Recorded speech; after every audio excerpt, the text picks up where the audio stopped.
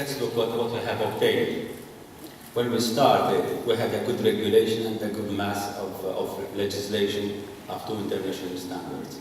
And then we had the private sector being very proficient itself, which responded to this, and together they built the financial services sector as we know it today. Therefore, a form of interaction between the private sector and the regulator has been there, it's still there, and it has worked. Industry tends to focus on products. The regulator has to focus on regulation. So there are two different types of innovation.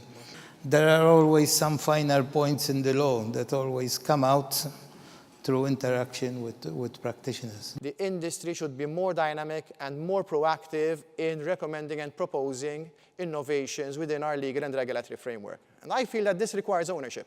There is no current ownership or structure for, getting together practitioners and operators, to contribute to the innovation process, to contribute to thoughts and ideas how to make Malta more competitive. Wants to be involved in this, or if governments want to be involved in it, then they need to create the structures of listening, because we have no problem at all in expressing ourselves in terms of ideas.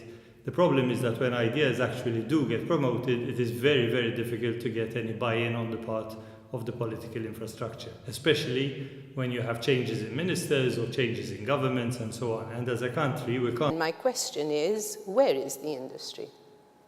We have consultation papers being issued, very little response.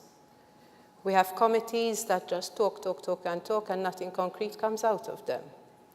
So I think what we need to do is to face up to the issues and the problems that we have today and try to think of a different way of meeting these innovation challenges that we have. And if you look at other jurisdictions and what they've done, not just at sector level, but even at product level. If you look at Luxembourg, for example, they've set up specialist expert groups with 3 to 4 people, from the firms operating there. And they just focus on developing, regulation around real estate investment funds, around private equity funds, around venture capital funds. But these are people specialized at product level, not just at sector level.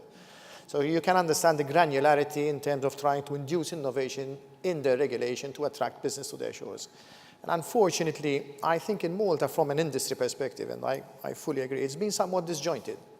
We've had the practitioner here and there that had an idea, took it to maybe the regulatory body and developed that, but it's not organized. It's somewhat disjointed. And I think there needs to be proper ownership.